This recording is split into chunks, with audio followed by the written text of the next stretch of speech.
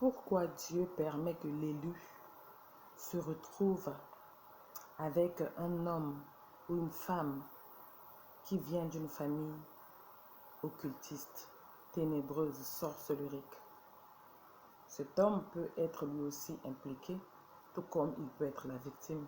Cette femme peut être elle aussi occultiste, tout comme être seulement la victime. Mais en tout cas, sa famille est une famille de ténèbres. Tu es l'élu, tu es là, tu te dis, Seigneur, pourquoi je tombe toujours sur ce genre d'homme? Pourquoi je tombe toujours sur ce genre de femme? Si ce n'est pas elle-même qui est ça, c'est que c'est sa famille qui est ça. Pourquoi? Pourquoi tu m'envoies toujours dans ce genre de guet-apens? Pourquoi je dois toujours me retrouver au milieu d'une meute satanique? Pourquoi? Parce que tu es une lumière. Et que le rôle de la lumière est d'exposer les ténèbres. Ces familles-là, ils se disent, ils envoient leurs fils, leurs filles pour aller détruire ta lumière, te prendre toi comme proie, afin de venir servir de rançon, je ne sais pas. Après, venir servir de sacrifice dans leur famille, prendre ton étoile, te sacrifier en te tuant même, en utilisant tes énergies, en leur apportant de l'argent. Peu importe comment ils vont te sacrifier, mais en tout cas, tu es là. Tout simplement en utilisant ta lumière, eux, ils prospèrent, ils ont l'argent. Toi, tu es là, tu fous rien de ta vie, tu tournes en rond. Depuis que tu t'es marié à cet homme, tu n'es plus intelligent, tu n'as plus de force ni de puissance, rien, tu es complètement bad. Il est en train de tout te prendre pendant que lui, il est bien. Soit tu es toujours malade et tout ça. Pourquoi Dieu permet? Et parce qu'en tant que lumière, tu dois aller mettre les ténèbres à l'extérieur. Tu dois exposer les ténèbres. Dieu envoie l'élu souvent dans ce genre de famille. Pourquoi? Parce que soit, il veut aider cette famille à trouver la lumière, il veut aider cette famille à changer, donc au travers de cet homme, de cette femme qui est de cette famille, dans le cadre où ce sont des victimes, l'emmener dans la vie d'un élu qui a la lumière, pour que l'élu le change, l'élu le transforme, parce que l'élu, nous sommes des transformateurs, nous sommes des changeurs d'opinion, nous sommes des guérisseurs d'âme, donc cet élu, pour le cas de la femme ou de l'homme qui n'est que victime de sa famille, il n'est pas conscient de son mauvais comportement, caractère. Donc, comment dirais-je, on peut dire un narcissique tout simplement. Il n'est pas pervers narcissique, mais il est narcissique. Donc, il fait des mauvaises actions, il fait des mauvaises choses, mais inconsciemment. Parce que tout simplement, il est envoûté, il est captif d'une meute, captif d'une meute, d'une famille, d'une façon de faire, d'une mentalité. Il a grandi dans ça, c'est la culture de leur pays, c'est la culture de leur famille, c'est comme ça qu'il fonctionne. Lui-même, il est aussi esclave, que ce soit physiquement, par certains comportements qu'il doit avoir, ou spirituellement, parce qu'on l'initie à certaines choses. Mais il veut en sortir, il n'est pas comme ça, il sait qu'il est différent, il sait, mais inconsciemment, comme il l'a envoûté, il fait des crasses, il te manipule, il te fait du mal et il te détruit. Mais ceux qui tirent les ficelles, c'est la famille. Pourquoi Dieu permet? Parce que toi, tu dois aller sauver ce garçon, aller sauver cette femme-là, la libérer. Et la plupart du temps, dans ce cadre-là, c'est que cette personne est souvent l'élu de la famille. Ils l'ont attaché, ils l'ont bloqué, ils l'ont embourbé dans ces trucs, tout ça. Mais c'est encore un élu qui est naïf, un élu qui n'est pas réveillé, un élu qui est encore perdu, un élu qui est vraiment bloqué. Parfois, on l'a mis dans une bouteille, on l'a rendu esclave spirituel, il sort avec les femmes, couche avec les femmes, et puis il rapporte les étoiles des femmes. Elle sort avec les hommes, couche chez les hommes, il rapporte les étoiles d'hommes. Ils ont mis la prostitution dans sa vie, elle ne réussira pas. Ils ont mis je sais pas, il fait que violer les gens, il est bad boy, il est, comment on appelle ça, il est gigolo. Donc en tout cas, tout sauf une stabilité. Ou alors même quand il est stable, qu'il a un travail, qu'elle a un travail, mais soit il est tellement, il joue tellement avec les femmes qu'il ne veut pas de stabilité, il ne veut pas se marier, il ne veut pas se poser, elle ne veut pas se caser. Il y a toujours un truc, un domaine dans lequel où on l'a captivé. Ou alors tout simplement il est stérile, on a bloqué ses enfants, ou on a bloqué ses finances. Il y a quelque chose lui-même, il est captif. Alors Dieu envoie l'élu, toi, réveillé, éveillé, qui a la lumière, qui a le pouvoir, qui a la force. Parce que si l'autre est captif, c'est parce qu'il est faible, c'est parce qu'il n'a pas de force, c'est parce qu'il n'a pas de connaissance, parce que sa lumière est bloquée, parce qu'il est en prison, il est captivé, donc c'est ténèbres sur ténèbres. Et Dieu met cet élu sur ta route, sur ton chemin, pour que tu l'aides par ta lumière. Ça peut être physiquement, si tu n'es pas du domaine spirituel, toi, physiquement, parce que l'élu, qu'il soit éveillé spirituellement ou pas, le magnétisme est là, le pouvoir est là, la puissance est là. C'est inné. La guérison, le don de guérir est là, guérir avec les mots, les paroles, parce qu'on a beaucoup d'amour à donner, de consolation. Donc, on est des guérisseurs. Donc, tu vas guérir la personne, soit en lui donnant la joie de vivre, en lui montrant la simplicité, en lui montrant qu'il a de la valeur, en la montrant qu'elle peut compter sur toi, qu'elle peut vivre, qu'elle peut avancer. D'une manière ou d'une autre, tu vas ouvrir les yeux à cette personne. Et il va commencer à se détacher, elle va commencer à se détacher pour s'en libérer. Et quand tu as la spiritualité encore, oh Dieu merci, tu pries pour la personne, tu l'aides, tu lui montres le chemin de la rédemption. Et là, la famille se révolte.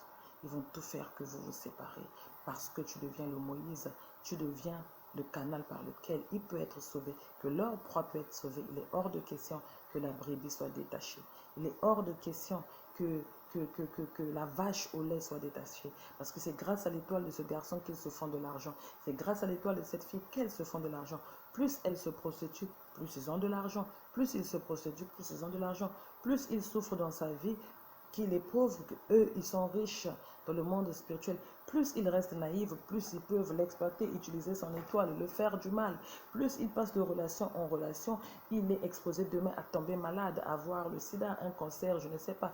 Plus il fume la cigarette, il peut avoir la maladie. En tout cas, ils vont le mettre dans des choses bizarres. Plus il est drogué, ils vont la drogue.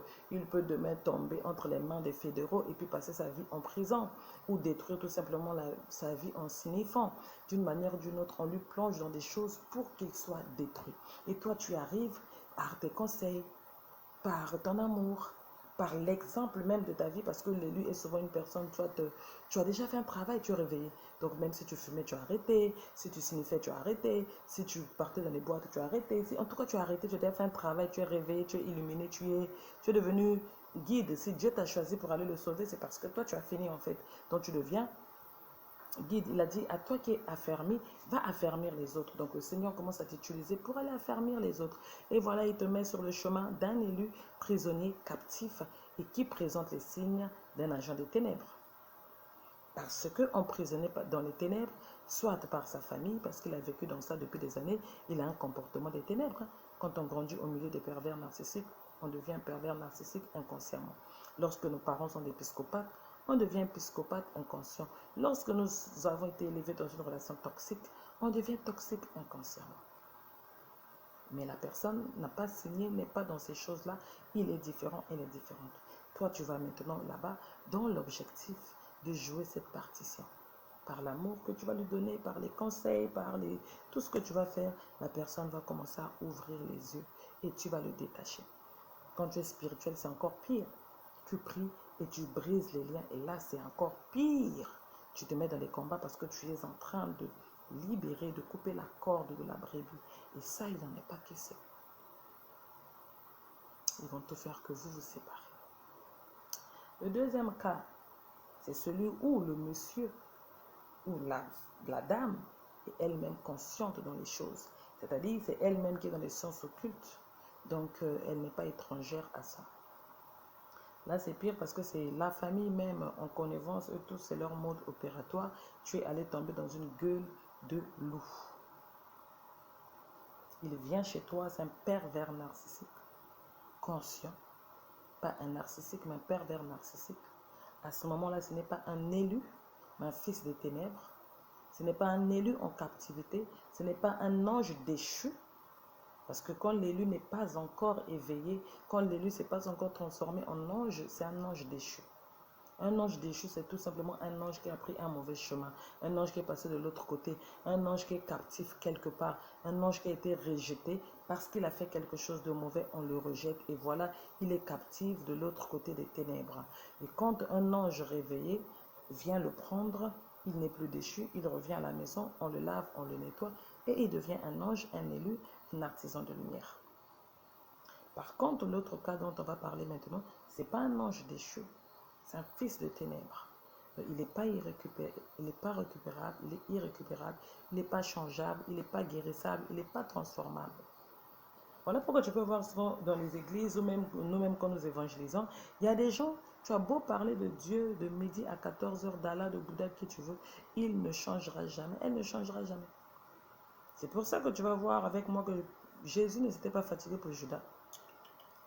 Il n'était même pas fatigué. Au contraire, il attendait que Judas fasse sa mission. Parce qu'il savait qu'il sera comme ça, il restera comme ça. Il n'était pas de notre côté en fait. Il fallait juste le détecter, le repérer et le laisser à sa place. Pourquoi? Parce que ça forme l'équilibre, le yin et le yang, la lumière et les ténèbres, Dieu et le diable. Il faut que les deux éléments soient là. Quand tu cherches à déplacer ces choses, c'est là qu'on a des combats. Mais quand tu reconnais la présence de deux, la nécessité des deux, il suffit de détecter qui représente les ténèbres et ça passe. Et c'est ce que Jésus a fait. Il a détecté que c'était Judas et il a laissé tomber. Même Dieu nous l'a prouvé jusqu'à aujourd'hui. Pourquoi il ne tue pas le diable? Parce qu'il doit être là, il a un rôle à jouer, il a une mission. Sans le diable, il n'y a pas la grandeur de Dieu. Sans le diable, les ténèbres, il n'y a pas la lumière, n'a pas de valeur. Donc, il doit être là pour équilibrer. Ce fils de ténèbres, tu dis, pourquoi Seigneur, tu m'envoies là-bas? Donc, dans le premier cas, soit Dieu veut sauver cette famille au travers de toi, qui va guérir leur fils, libérer leur fils, délivrer leur fils. Une fois que lui sera délivré, elle sera délivrée à son tour. Elle va maintenant apporter sa lumière.